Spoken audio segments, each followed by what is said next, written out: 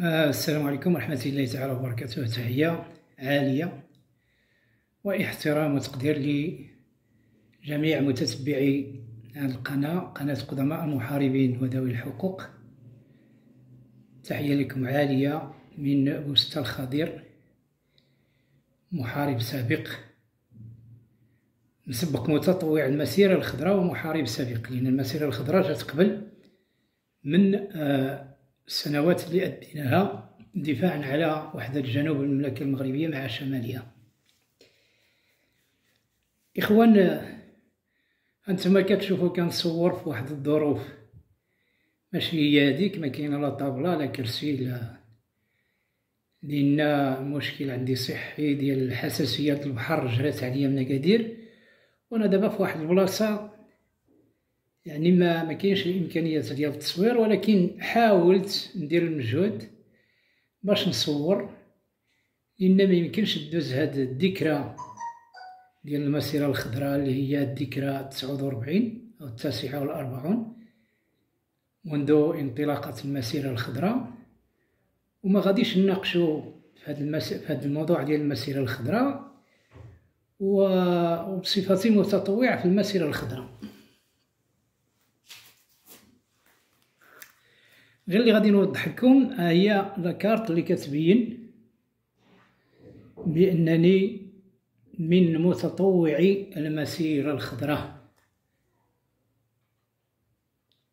من واحد الجهة الصورة ديال المتطوع، ومن واحد الجهة الصورة ديال الملك الراحل الحسن الثاني رحمه الله. كذلك لاكارت اللي كتبين محارب سابق، زيادة على الدفتر العسكري اللي فيه تفسيرات شحال السنوات دوزنا في الصحراء، والفوج اللي كنا فيه والمنطقة اللي كان فيها داك الفوج، وشنو داز في الصحراء من المسيرة الخضراء حتى جاو المينيرسو اللي عشنا هاد المنطقة، اللي عشنا هاد الفترة هادي، وما بعد وصول المينيرسو حتى دي تحالنا على التقاعد. إخوان، نبقى في الموضوع ديال المسيرة الخضراء، لأن اليوم 5 شهر 11 كترجع الذاكرة ديالنا إلى الوراء، إلى الخطاب ديال الملك الحسن الثاني رحمه الله من بلدية أكادير، واللي كان خطاب جاء فيه غدا ستنطلق المسيرة الخضراء.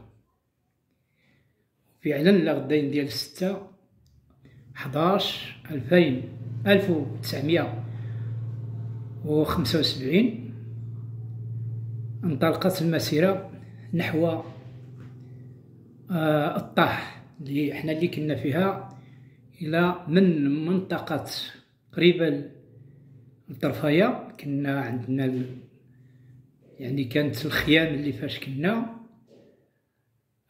او المخيم اللي فاش كنا كان قريب للطرفاية، وما بعد الخطاب ديال الملك الحسن الثاني رحمه الله لغدا انطلقنا للطاح، منطقة كيقولوا الطاح. دخلنا من الكروشي لداخل لحدين هذاك الكروشي ولا داك الحدود اللي كانت مصطنعة ديال الاستعمار الإسباني، لغدين اخترقناها ودخلنا للطاح مع طريق العيون.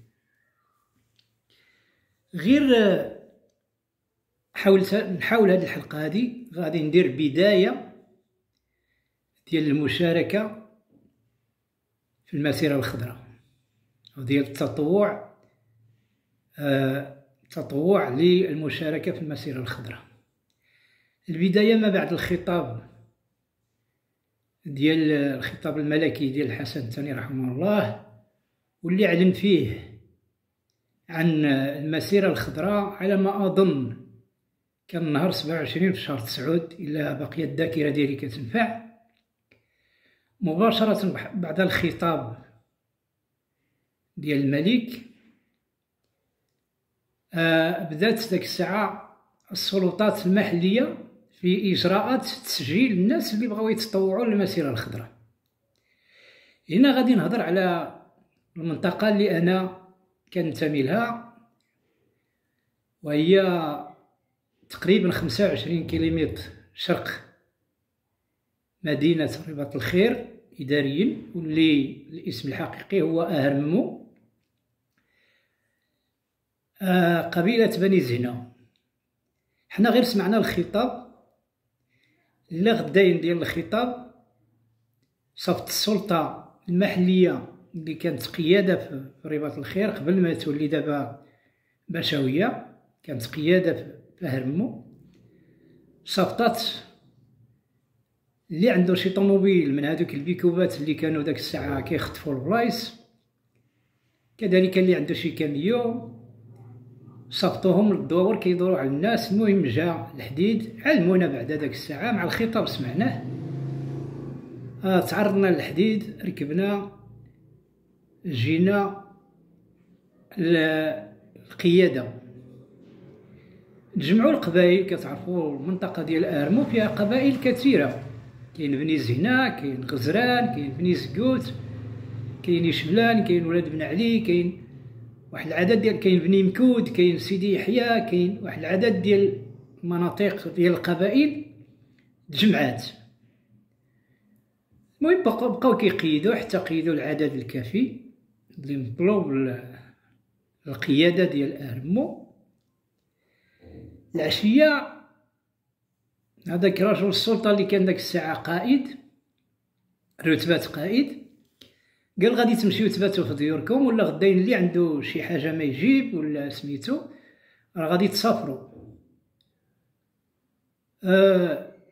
وتوادعوا مع عائلتكم وهذا بأن دابا راكم تسجلتوا كمتطوعين، أما بقى غير الاستعداد للسفر إلى الأقاليم الجنوبية.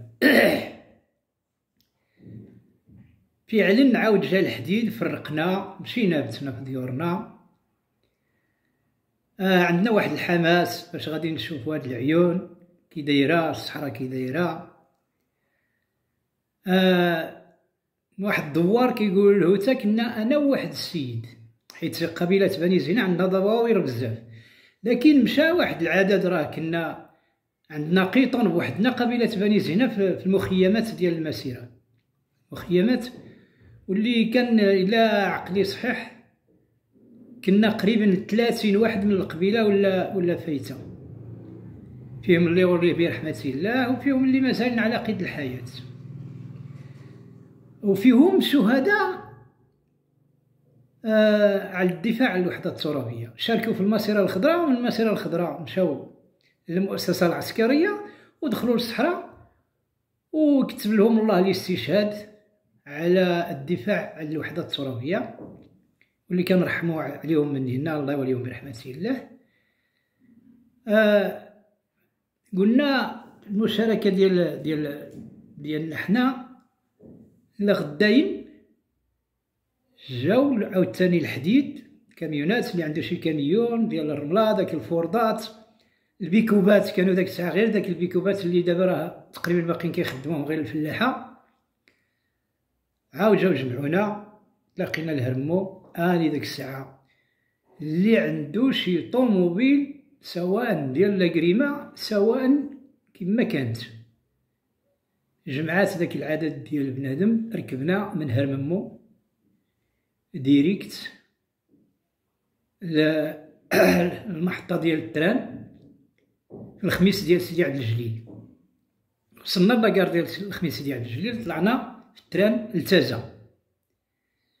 في تازا تجمعنا مع الاقليم ديال تازا، داك الساعه كان داخلو قرسيف، داخلو بولمان، وداخلو واحد العدد ديال اللي ولاو دابا اقاليم.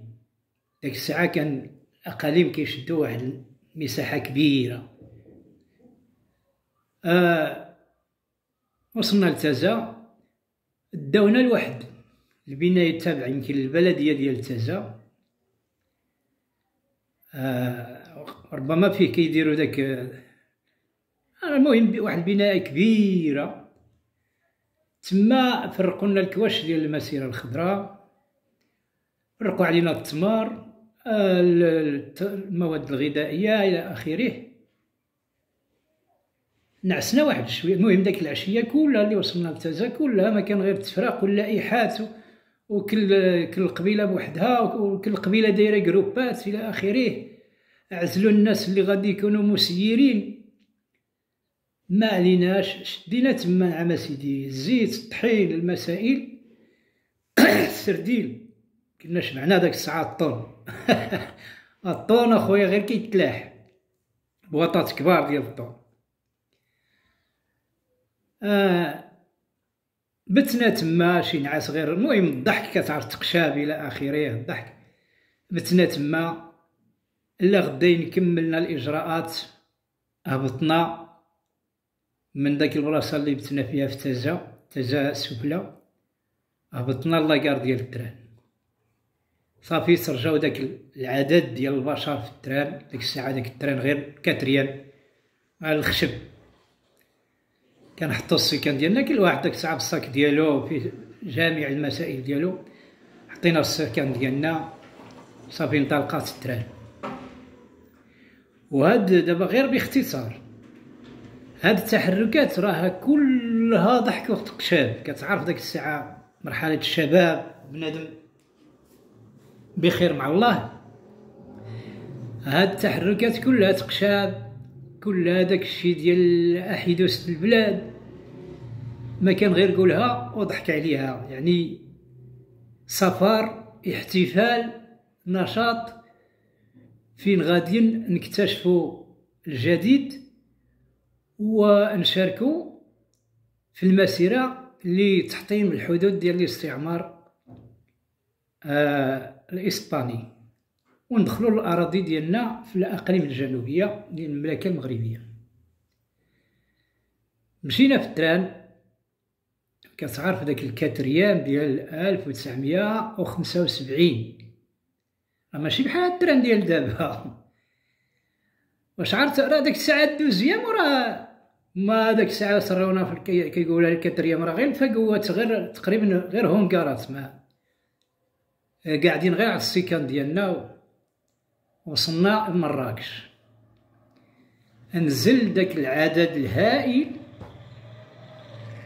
وبدينا داك الساعه كيصافونا. ايوا جا داك العجب ديال الكاميونات، ما كان غير الفورد والبيرلي.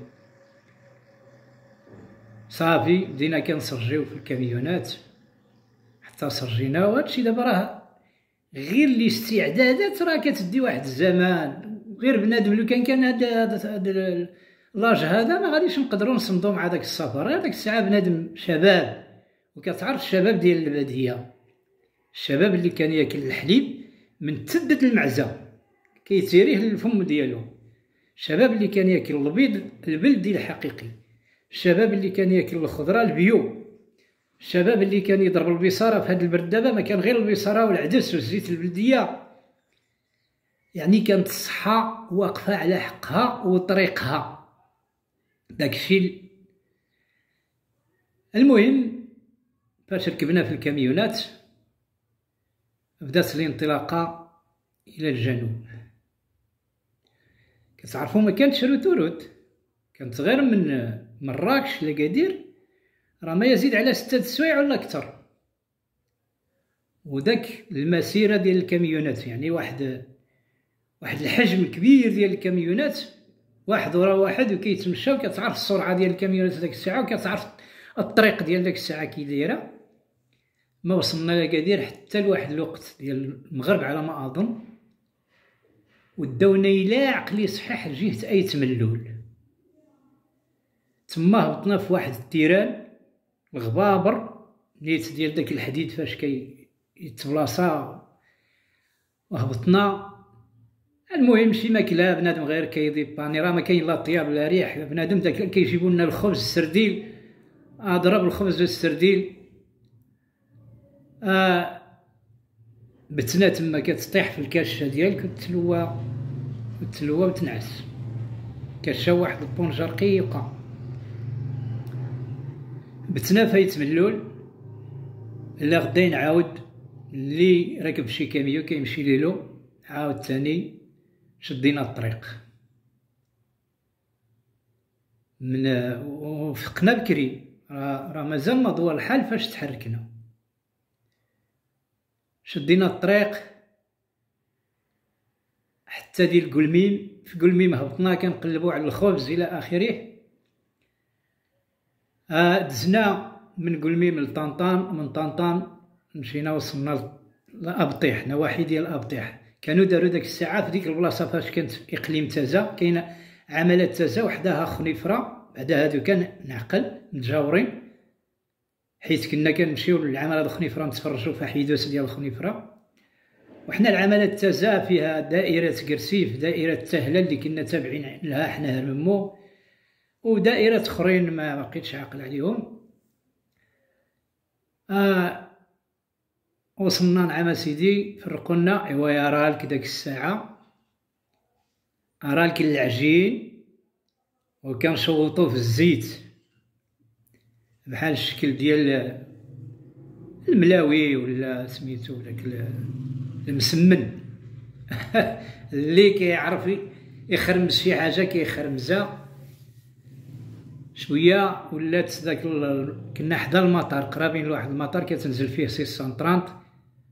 ولاو كيفرقوا لنا الخبز. كتجي شي خبز كدير الشدق قد هكذا فمك، دير عليه جغميمه ديال اتاي كيرجع والو، كيرجع فمك بحال ما فيه حتى شي حاجه. داك الخبز ما عرفت كانت تجي، كيقولوا من السعوديه ولا ما عرفت منين كانت تجي داك الخبز.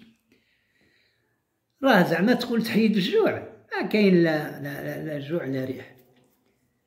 دوزنا تما واحد المده طويله، حيت المسيره على ما اظن فايته 40 يوم اللي دوزات. السفر ديالنا في 48 يوم. كاينه واحد 8 ايام ورا فاش تم تحطيم هذوك الحدود الوهميه ديال الاستعمار الفرنسي، يعني ما بعد 6 شهر 11، نقول شي 8 ايام ولا 10 ايام اللي دوزنا. بمعنى راه حنا وصلنا شهر ولا فايت واحد شويه في هذاك المخيم ديال الطرفايه. كنا دايرين الخزاي، كيجي الماء في الطونات، داك الطونات ديال 200 لتر كيتفرقوا، وكانت المهارده على داك الطوانه هادي والله الا كان كتفكر وتضحك. وربما غادي ندير سميتو فيديو اخر غدا ان شاء الله الا ساعدتني الظروف، ندير شي فيديو واخا غير بحال هاد الطريقه هادي.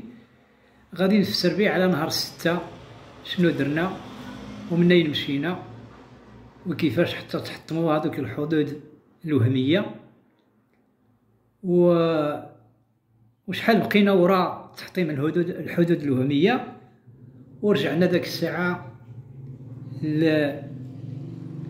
رجعنا عاود في نفس الطريقه باش مشينا، هي باش رجعنا الكاميونات حتى لمراكش التران حتى ديال الخميس سيدي عبد الجليل. حنا ديال هرمو في الخميس سيدي عبد الجليل نزلنا، جبرنا الطوموبيلات، صافت السلطه الطوموبيلات، جبرنا الناس في البلديه ديال جامعه القرويه. ديك الساعه ما كانش البلديه، جامعه قرويه ديال هرمو، جبرنا تما الناس كيساينونا بحال الى احتفال، كيلاقيو كهلال كاس داتاي. هذه الطوموبيلات عاود كيفرقونا على القبيل ديالنا. عاود حنا مشينا لبني زينه. لكن كاين ما يتقال، وغادي نخلي حتى للحلقه الاخرى عاد نهضر على شنو عطى المتطوع المسيره الخضراء في الوطن ديالو وشنو كيعاني دابا. ان الاغلبيه السن ديالنا حنا كيعاني من الامراض، وهذا موضوع غادي يكون في نهايه الحلقه ديال غدا ان شاء الله الى احياني الله. وتحيه نضاليه لكم.